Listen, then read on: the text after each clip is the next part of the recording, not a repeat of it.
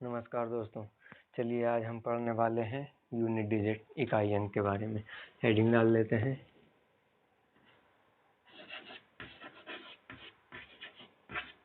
इकाई अंक।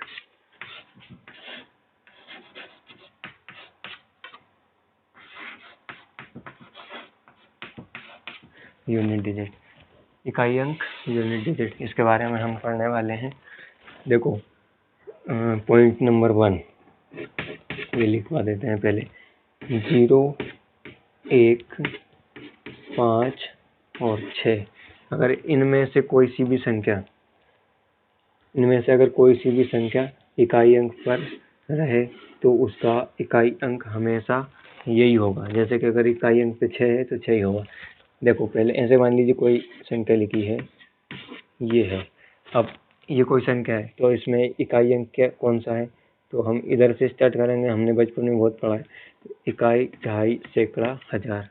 और अगर उसके आगे और भी संख्या होती तो हम 1000, 10,000, लाख, 10 लाख ऐसे करके आगे जाते रहते। ठीक है, तो इसमें इकाई अंक क्या है? 0।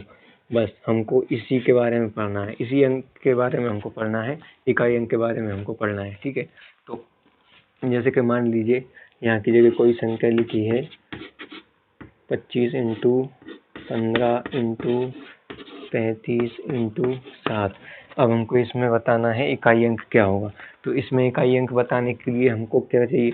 हमको पूरी संख्या से तो कोई मतलब है नहीं कि ये कितनी बड़ी है, हमको तो सिर्फ इकाई अंक से मतलब है। तो देखो, इकाई अंक में इकाई अंक को गुणा करेंगे 5 25, बस इस 25 को भी पूरा नहीं लेना है, हमको सिर्फ इकाई अंक से मतलब है।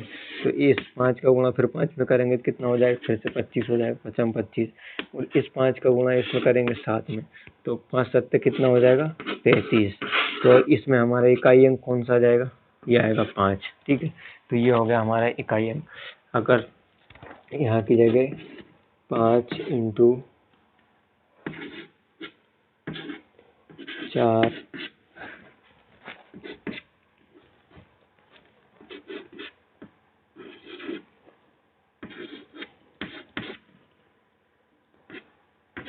ये इतनी बड़ी संख्या लिखी है। अब हमको इसमें बताना है इकाई अंक क्या है, इकाई अंक बताना है हमें। तो देखो, ये 5 है ना, 5 वैसे अगर हमको निकालना है तो देखो 5 चौक कितना हो जाएगा? 20। अब देखो, यहाँ की जगह एक समझने वाली बात है, जब भी कभी गुणा करते समय इकाई अंक पता करना हो, वो अगर बीच में 0 आ जाए तो ये 0 जो है ना, ये पूरी आगे की संख्या को हीरो बना देगा। कैसे हीरो बना देगा? 0 का गुणा अगर हम किसी भी संख्या में करेंगे तो हमेशा 0 ही आएगा। ये यही हो चुका है इसका आंसर। इसका यूनिट डिजिट क्या होगा? इसका यूनिट डिजिट 1 होगा। वो कैसे होगा? अगर किसी भी संख्या का अगर हम 0 से गुणा करेंगे तो 0 बना देगा उस संख्या को। अगर 0 का गुणा हम 2 से करेंगे तो 0 ही आएगा। 0 का अगर 6 से करेंगे तो भी 0 ही आएगा। तो इसका क्या मतलब हुआ कि जहाँ भी कहीं पे अगर 0 आ जाए गुणा करते समय तो उसका यूनिट डिजिट कितना होगा? 0 होगा। और एक और बात देखो, यहाँ की जगह लिखी है ये संख्या 65 इंटू 24 इंटू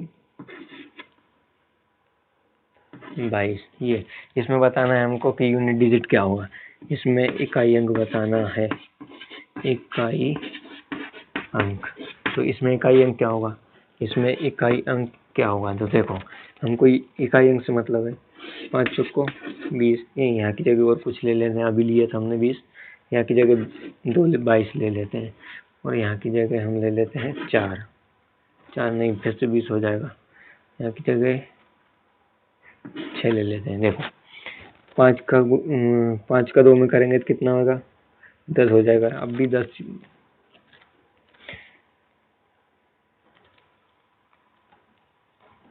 यहाँ की जगह और कुछ लेते हैं क्योंकि यहाँ की जगह फिर भी सिर्फ 10 हो जाएगा,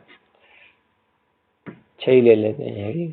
तो देखो, कुछ भी ले लो यहाँ की जगह, लेकिन देखो 5 है ना, 5 का अगर किसी भी सम संख्या में गुणा करते हैं, 5 का गुणा अगर किसी भी सम संख्या के साथ करते हैं तो उसका यूनिट डिजिट क्या आता है? देखो, पहले 5 इंटू 2, 5 इंटू 4, 5 इंटू 6, 5 इंटू 8। इनका देखना इकाई अंक क्या होगा, इन सभी का इकाई अंक क्या होगा? जब भी कभी हम 5 का किसी भी सम संख्या के साथ अगर गुणा करते हैं ना, तो उसका यूनिट डिजिट हमेशा 0 ही आता है। कैसे? 5 दूनी 10, 5 चौको 20, 5 छक्के 30, 5 5 40। तो इनका इकाई अंक क्या आया? 0 आया। तो कहने का सीधा सा मतलब ये है कि 5 का गुणा अगर हम किसी भी सम संख्या के साथ करते हैं ना, तो उसका इकाई अंक कितना आता है? 0 आता है हमेशा। ठीक है, तो ये हो गया हमारा इकाई अंक। अब अगर जैसे कि मान लीजिए प्लस के साथ रहे, ये लिखा है हमारा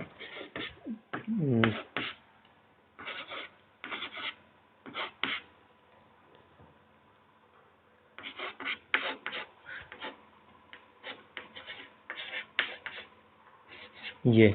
अब इसमें इकाई अंक बताना है हमको, तो इसमें यूनिट डिजिट बताना है क्या होगी। तो देखो, हमको इसको जो बोर्डमास रूल है ना, उसके द्वारा हम हल करेंगे। तो सबसे पहले बोर्डमास रूल क्या कहता है? सबसे पहले क्या करो? इसमें गुणा करो। तो 3 का गुणा अगर 2 में करेंगे, इकाई अंक से ही मतलब है सिर्फ हमको, तो कितना हो जाएगा? 3 छेंगे 18। 18 इकाई अंक क्या है? 18 में इकाई अंक क्या है? 8। 8 का गुणा किस में करना है? 7 में। तो 8 दूसरा तो कितना हो जाएगा? 56। ठीक है, अब इकाई अंक क्या आया? ये 6 आ गया हमारा। बस अब इनको जोड़ लेना है। इधर प्लस एक बाउंड्री का काम करता है, प्लस और माइनस। ठीक है, तो इनको जोड़ लेंगे। 5 और 3 इकाई अंक ही जोड़ना है। 5 और 3 कितना हो जाएगा? 8। 8 और 6 जोड़ेंगे तो कितना आ जाएगा? 6 12 13 14। 14 का इकाई अंक क्या आएगा? 4। इसमें इकाई अंक कितना है? 4। तो ठीक है, ये इसका इकाई अंक आ जाएगा 4। अगर मान लीजिए कोई पावर में लिखी हो संख्या, जैसे कि 36 की पावर 22 लिखा है। अब इसमें हमको इकाई अंक बताना है। तो इसमें इकाई अंक बताने के लिए हम क्या करेंगे?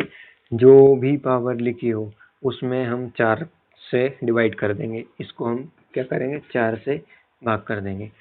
तो देखो कितना आएगा इसमें? शेष कितना बचेगा? 4 5 20। तो शेष कितना बचा? शेष कितना बचा यहाँ पे? 2 बच गया। बस इस 2 को इकाई अंक की घात लगा देना है। तो इकाई अंक इसमें क्या है? 6।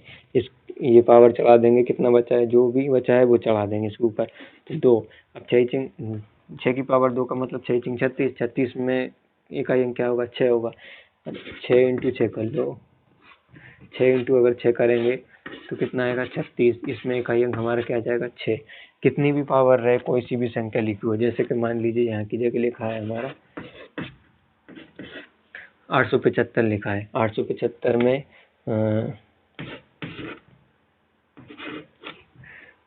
ये लिखी है, इतनी पावर है। तो बस हमको सिंपली कुछ नहीं करना है, इस पावर में हमको 4 से डिवाइड कर देना है। 4 से ही भाग क्यों लगाते हैं इसमें? तो 4 से भाग इसलिए लगाते हैं क्योंकि किसी भी संख्या का 4 बार गुणा करने के बाद जब हम 5 बार गुणा करते हैं ना, तो उसका इकाई अंक रिपीट होने लगता है। इस वजह से हम 4 से इस पावर में भाग लगाते हैं, और हमको इकाई अंक से मतलब है इसलिए। और इसका एक और रीजन भी ये कह सकते हैं कि जो भी गणित की पहली भाज्य संख्या 4 ही है। गणित की प्रथम भाज्य संख्या 4 ही है, इसलिए। जैसे कि मान लीजिए हमारे पास 3 इंटू 3 इंटू 3 इंटू 3। अगर किसी भी संख्या का 4 बार गुणा करते हैं, 4 बार के बाद उसका इकाई अंक रिपीट होने लगता है। जैसे 3 इंटू 3 करेंगे तो क्या आ जाएगा? 9। 9 इंटू 3 करेंगे तो क्या आएगा? 27। 7 इंटू 3 करेंगे तो क्या आएगा? 21। अब अगर इसका एक बार और गुणा करेंगे 3 से तो कितना आएगा? ये 3। इसका इकाई अंक क्या था? 3 था। ये कितना आ गया? 3। ठीक है, तो इसका मतलब क्या हुआ कि किसी भी संख्या का अगर 4 बार गुणा करते हैं, 5वीं बार में उसका इकाई अंक रिपीट होने लगेगा। ठीक है, तो ये हो गया हमारा इकाई अंक से रिलेटेड। अब इसमें बचता क्या है? जैसे कि मान लीजिए अभी यहाँ की जगह क्या है कि हम 4 से डिवाइड करके अब ये वाला क्वेश्चन सोल्व करते हैं पहले। तो देखो 4 एकम 4, 4 दूनी 8, 2 बचेगा, यहाँ कितना हो जाएगा? 24। 4 पंजे 20, 4 छंगे 24। अब इसमें भाग लगेगा नहीं, तो यहाँ की जगह कितना आ जाएगा? कितना आ जाएगा? 2। 2 शेष बच जाएगा। तो 2 शेष बचेगा यहाँ की जगह, तो हम इकाई अंक की घात लगा देंगे। 5 की पावर 2 का मतलब क्या हुआ? 5 5 25। 25 में इकाई अंक क्या है? 5। ये हमारा यूनिट डिजिट होगा। अब यहाँ की जगह तो शेष वाला सिस्टम था, जो भी शेष बच हम 4 से डिवाइड करते थे पावर को, और जो भी शेष बचता था उस शेष को इकाई अंक का इकाई अंक की घात चला देते। अगर मान लीजिए यहाँ की जगह शेष ही न बचे, जैसे कि मान लीजिए यहाँ की जगह लिखा है हमारा 33 लिखा है, अब 33 की पावर 100 लिखी। अब इसको कैसे करेंगे? तो देखो, पावर में हमको कुछ नहीं करना है, सिंपली 4 से डिवाइड करना है। तो ये तो पूरा डिवाइड हो जाएगा। कितनी बार हो जाएगा? 25 बार। जब भी कभी 4 से डिवाइड करो और पूरा चला जाए भाग, मतलब कहने का ये है कि शेषफल ना बचे। शेषफल नहीं बचे उस स्थिति में क्या करेंगे हम, कि जो भी इकाई अंक होगा, इसका इकाई अंक क्या है? 3, तो 3 पे अगर पूरा भाग गया है तो हम उसको 4 की मतलब 3 की पावर 4 लिख देंगे।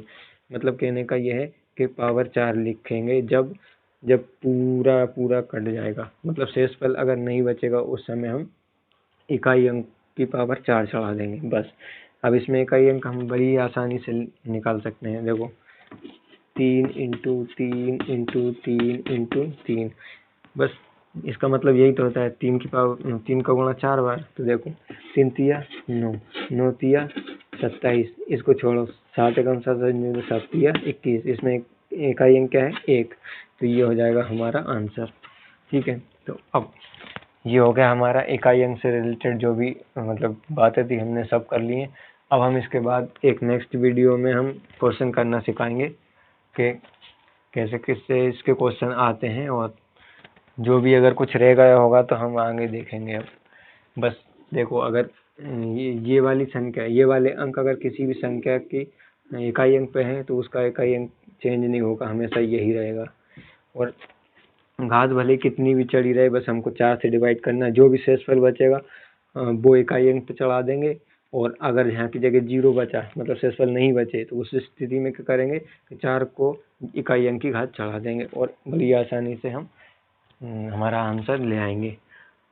और अगर किसी भी 5 से किसी भी सम संख्या का गुणा करते हैं तो हमेशा 0 का निर्माण होता है और फिर आगे 0 ही उसका आंसर हो जाएगा। तो ये था हमारा पूरा इकाई अंक से रिलेटेड जो भी बातें थी हमने कर ली हैं। अब इसके बाद हम क्वेश्चन हल करेंगे।